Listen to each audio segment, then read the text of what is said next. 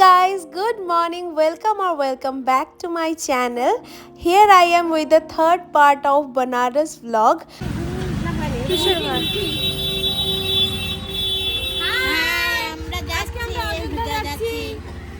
অযোধ্যা সফর করবো, অযোধ্যা রামচন্দ্র দেখবো, হনুমানজির মন্দির দেখবো, গঙ্গার ঘাট দেখবো, গঙ্গা আরতি দেখবো। তো আমাদের 3 মহিলার মুখে তোমরা তো শুনেই নিলে আজকে আমাদের প্ল্যান কি। অ্যাকচুয়ালি আজকে হলো 4th ডে, আমরা বেনারসে আছি। আর আজকে আমরা একটা ট্রাভেল এজেন্সির গাড়ি বুক করে বেনারস থেকে সোজা চলে যাব অযোধ্যার উদ্দেশ্যে।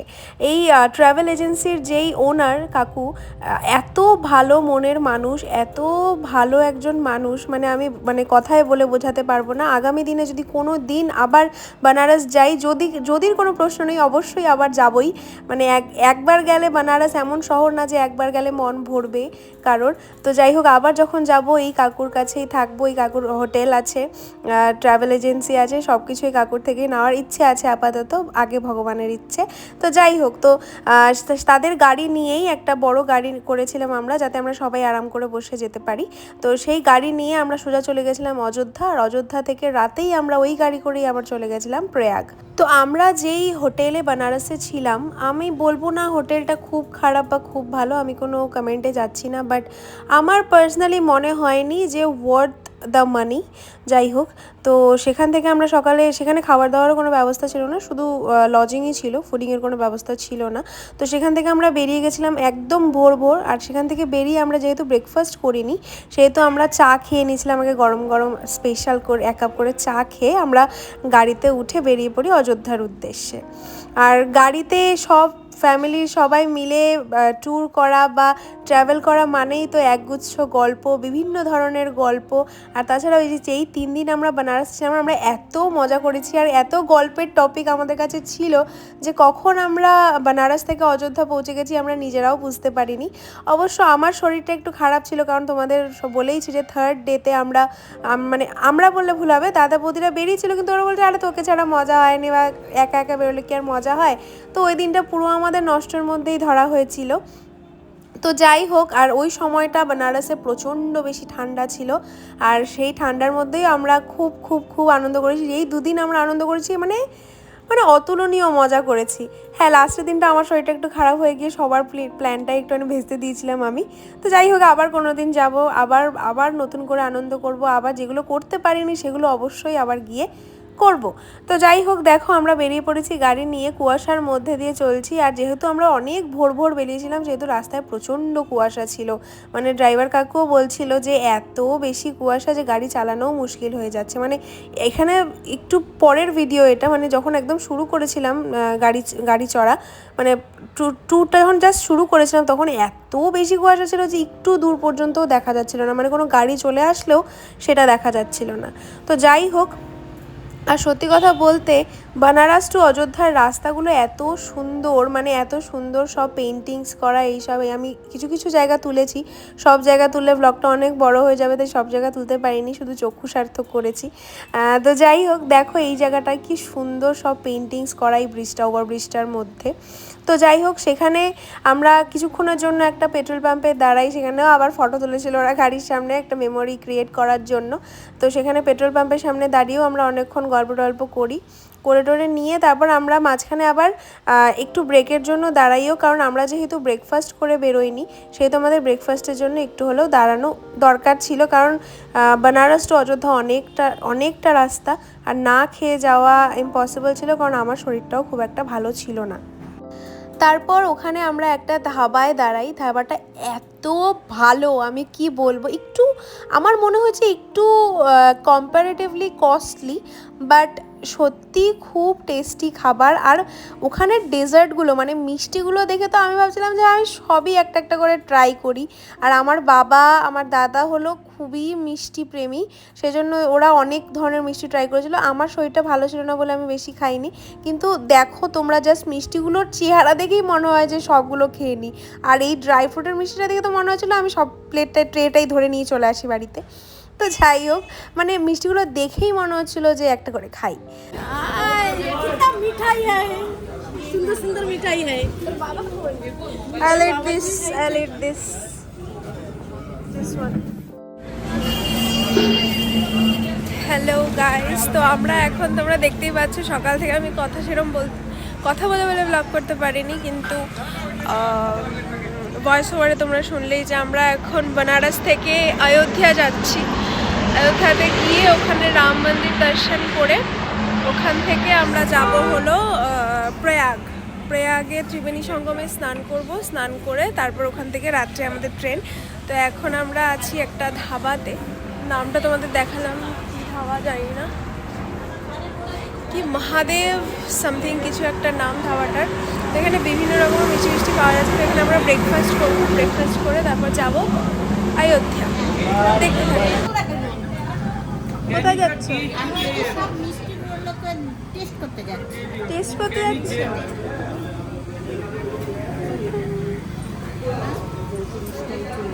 এই আঙুল দিয়ে দেখো, আঙুল দিয়ে তো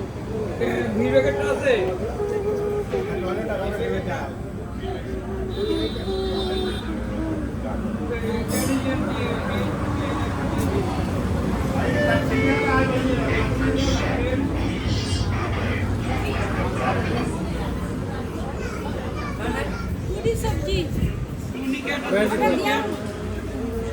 ऑर्डर दे दिया है ना। তারপরেই চলে আসে আমাদের ব্রেকফাস্ট, পুরি সবজি। এটা হলো টক দই। টক দইটার মধ্যে না কিচ্ছু দেয়নি, নুন চিনি কিছু দেয়নি। আমি এবার একটু চিনি দিয়ে খেতে পছন্দ করি, নুন দিয়ে পছন্দ করি না। আর অনেকে আছে হলো নুন দিয়ে খেতে পছন্দ করে। আর ছিল আচার, তো একটা ফুল প্লেটার। তো ভালো ছিল, টেস্ট ওয়াজ ভেরি গুড। আর মিষ্টিও আমরা অনেক কিছু ট্রাই করেছিলাম, বাট প্রাইসটা আমার কম্পারেটিভলি একটু বেশি বলে মনে হয়েছে। আর দেখো, আমি এই মিষ্টিটা ফার্স্টে নিয়ে নিয়েছিলাম। এই মিষ্টিটা দেখতে অনেকটা সুন্দর, কিন্তু টেস্ট আরও মিষ্টি আমরা যেগুলো খেয়েছিলাম ওগুলোর থেকে একটু কমে। যে বাবা একটা মিষ্টি নিয়েছিল, এটা অসাধারণ খেতে ছিল, মানে মানে এত ভালো খেতে, মানে সেটা আমি বলে বোঝাতে পারবো না। তার থেকে আমি যে মিষ্টিটা নিয়েছিলাম এটা একটু কম টেস্টি ছিল, বাট এটাও দারুণ টেস্টি ছিল। তো যাই হোক, আমরা প্রচুর ওখানে মিষ্টি খেয়েছি। পুরি সবজি দিয়ে ব্রেকফাস্ট করে মিষ্টি খেয়ে তারপর আমরা আবার রওনা হয়ে যাই অযোধ্যার উদ্দেশ্যে। তো তোমরা দেখতে থাকো ব্লগটা। অবশ্যই কিন্তু জানাতে ভুলো না কমেন্টে যে তোমাদের ব্লগটা কেমন লাগলো, বেনারসের প্রত্যেকটা ব্লগ তোমাদের কেমন লাগলো। আমি 3টে পার্টে ব্লগটাকে ডিভাইড করেছি যাতে কোনো কিছু তোমাদের থেকে মিস আউট না হয়। আমরা কি করেছি না করেছি সব তোমাদের জন্য একটু করে রেকর্ড করার চেষ্টা করেছি। সেজন্য আমি চাইনি যে যেগুলো আমি রেকর্ড করেছি তোমাদের জন্য সেগুলো তোমাদের থেকে মিস হয়ে যাক, সেটা আমি কোনোভাবেই চাইনি। সেহেতু আমি ব্লগটাকে মানে বেনারসের যে কদিন বেনারস অযোধ্যা বা প্রয়াগে যে কদিন আমরা ছিলাম সে কদিনের ব্লগটাকে আমি 3টে পার্টে ভাগ এই জন্য করেছি যাতে তোমরা সব কিছু দেখতে পাও আর আমিও তোমাদের সাথে সব কিছু শেয়ার করতে পারি।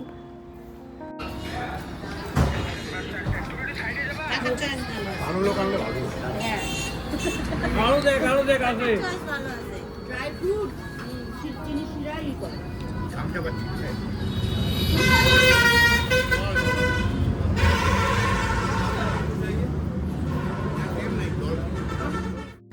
তারপর ওখান থেকে সোজা আমরা গাড়ি করে পৌঁছে যাই অযোধ্যা। আর অযোধ্যায় পৌঁছে আমরা যেখানে গাড়ি রেখেছিলাম সেখান থেকে রাম মন্দিরের দূরত্ব ছিল অনেকটা।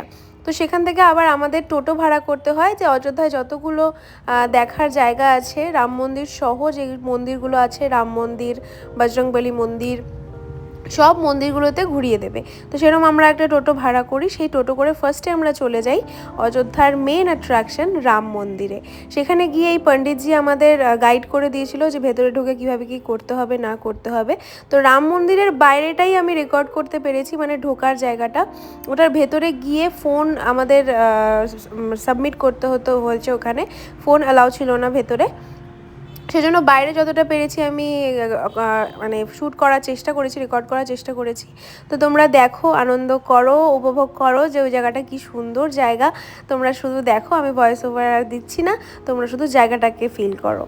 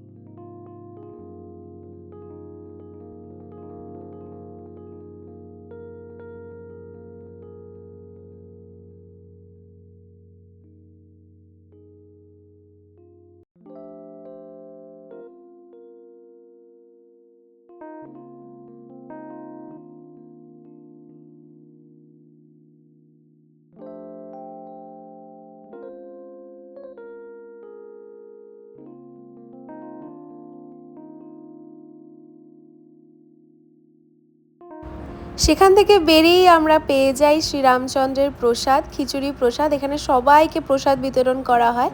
তো সেখানে আমরা সবাই মিলে প্রসাদ খাই। আর ওখানে একজন কি বলবো, একজন সন্তের ইয়েও চলছিল, মানে ভক্তি শ্রবণের কথাও চলছিল, সেটাও আমরা কিছুক্ষণ বসে বসে শুনে তারপরে সেখানে প্রসাদ খেয়ে আমরা সেখান থেকে বেরিয়ে যাই আবার নেক্সট ডেস্টিনেশন বা নেক্সট যেই মন্দিরে আমরা যে যাওয়ার কথা ছিল সেই মন্দিরের উদ্দেশ্যে।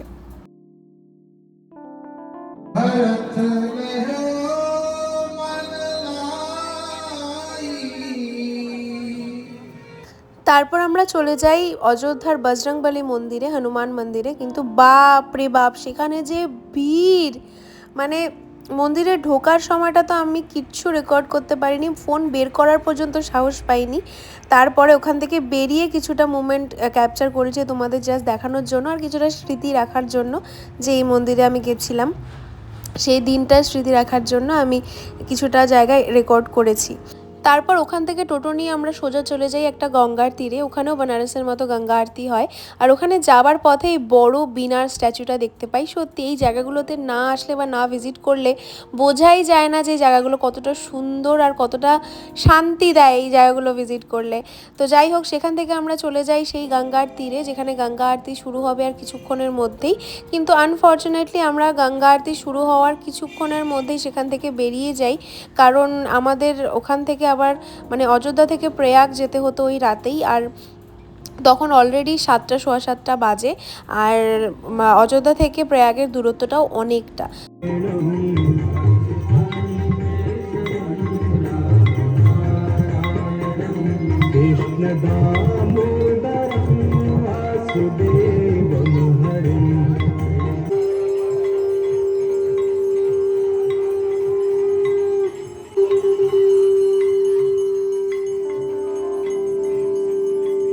তারপর ওখান থেকে আমরা গাড়ি নিয়ে বেরিয়ে যাই প্রয়াগের উদ্দেশ্যে। আর সত্যি কথা বলতে সেই রাতে এত বেশি রাত হয়ে গেছিলো, আর ফর্চুনেটলি আমাদের হোটেল বুক করা ছিল, সব কিছু করা ছিল বলে আমাদের আর রাতে প্রবলেম হয়নি গিয়ে। আর লাইভ লোকেশন ওই হোটেলের যেই আঙ্কেলটা ছিল সেই লাইভ লোকেশন সেন্ড করে দিয়েছিল বলে আমাদের ড্রাইভার দাদারও অসুবিধা হয়নি পৌঁছোতে। কিন্তু যদি সেরকম কোনো মানে বুকিং না থাকতো, সেদিন আমাদের খুব বড় বিপদ হয়ে যেত যদি আমরা আগে থেকে বুক না করে যেতাম। তো আমরা যখন হোটেলে গিয়ে পৌঁছাই প্রয়াগের, তখন বাজে রাত প্রায় 11:30 কি 11:45। তো এই ছিল আমাদের ওই দিনকার রাতের স্টে।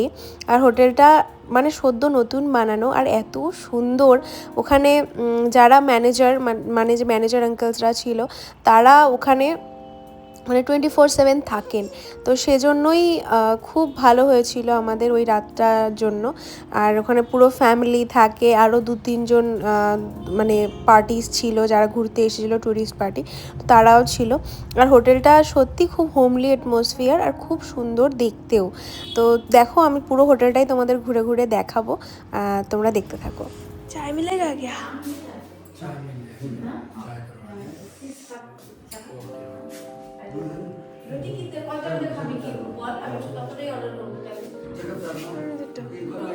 আমি দুটো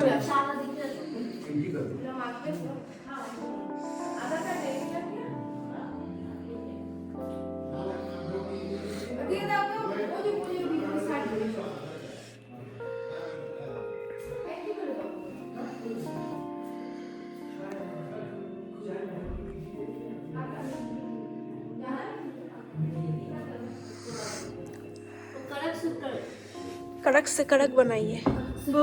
बौदी को था আমারও খাইনি।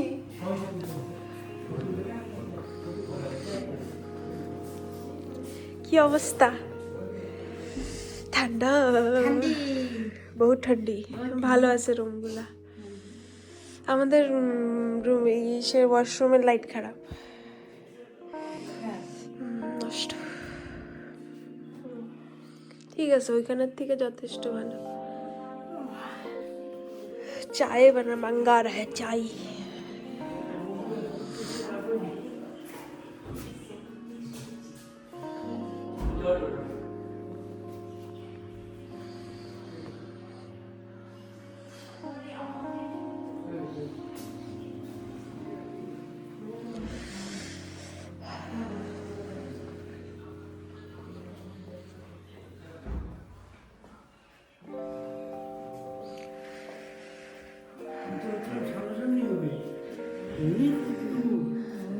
এখানে ফ্যামিলি আছে, ওরা নিজেরা ঘুমায়।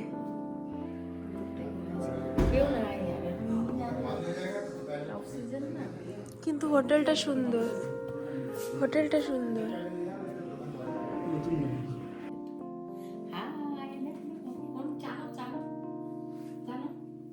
দেখেন আমরা কত রাতে চা খাচ্ছি, রাত 12টা, প্রয়াগে আসছি, প্রয়াগে স্নান করবো ত্রিবেণী সঙ্গমে।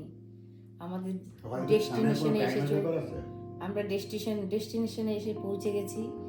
দারুণ হোটেল, দারুণ ওয়েদার, দারুণ সব।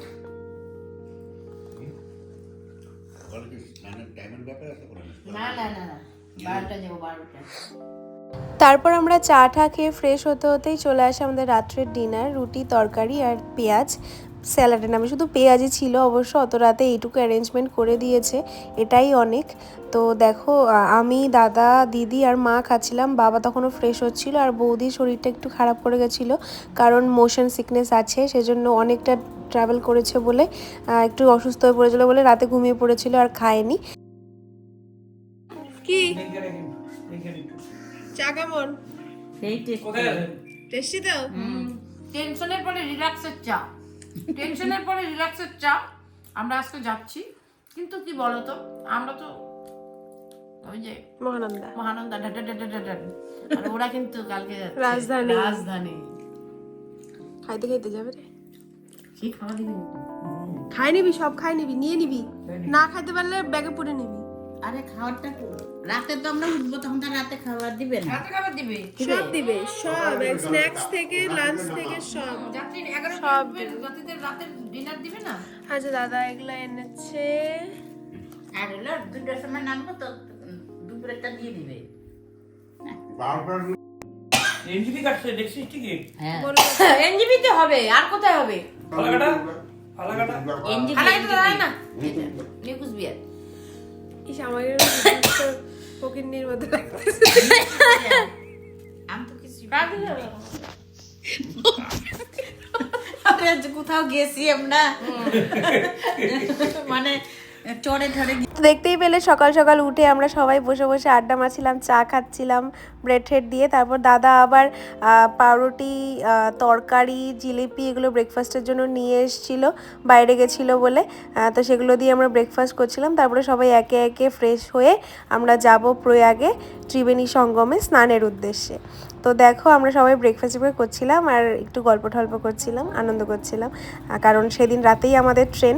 তো তারপর সেইখান থেকে আমরা চলে যাই অটো করে, মানে ওখানে সামনেই অটো পাওয়া যাচ্ছিলো, অটো করে আমরা চলে যাই ত্রিবেণী সঙ্গমের ওখানে। বাট ওখানে গিয়ে আমাদের এটা ধারণাও ছিল না যে এতটা হাঁটতে হতে পারে, মানে এতটা আগে অটো দাঁড় করিয়ে দিয়েছিল। তারপরে আবার 3বার টোটোতে উঠে টোটো চেঞ্জ করে করে আমরা সেই জায়গায় গেছি। সেখান থেকেও আমাদের আবার প্রায় 1 কিলোমিটার পর্যন্ত আমাদের হাঁটতে হয়েছে। তো দেখতে থাকো। তারপরে ওখানে মা মাঝ রাস্তায় দাঁড়িয়ে আবার ফলও কিনে নিয়েছিল, কারণ মা শুনেছিল ত্রিবেণী সঙ্গমে প্রয়াগে স্নান করলে নাকি ফল দান করতে হয়, সেজন্য মা ফলও কিনে নিয়েছিল। তো দেখতে থাকো ব্লগটা, আর দেখতে থাকো যে আমরা কি করে স্নান করেছিলাম ওই দিন।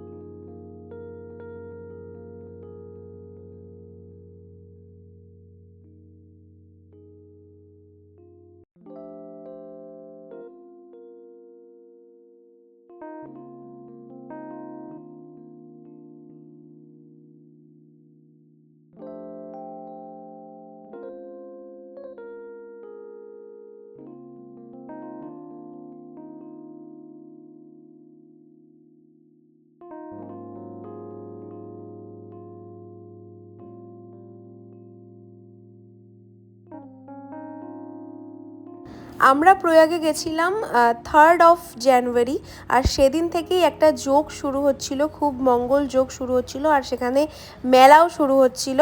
তো সেই জন্য প্রচণ্ড বেশি, দেখো মার পেছন পেছন বাচ্চাগুলো দৌড়াচ্ছে কমলা লেবু নেওয়ার জন্য, ওই দিন আনন্দ প্রচুর হয়েছিল আর ভীষণ রাশ ছিল, কারণ আমাদের 6টা কততে ট্রেন ছিল। আর তখন অলরেডি বাজে দুটো 1:30 2টোর মতো, কারণ হাঁটতে হাঁটতে এত সময় লেগে গেছিলো যে কি বলবো।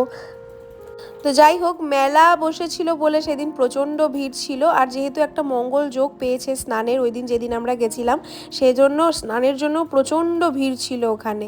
তো তোমরা দেখতে থাকো। স্নানের সময় সবাই একসাথেই গেছিলাম প্রায় স্নান করতে, সেজন্য কেউ আর ভিডিও করতে পারেনি, সেজন্য আমাদের একটা ফটো ক্লিপ করে দেবো।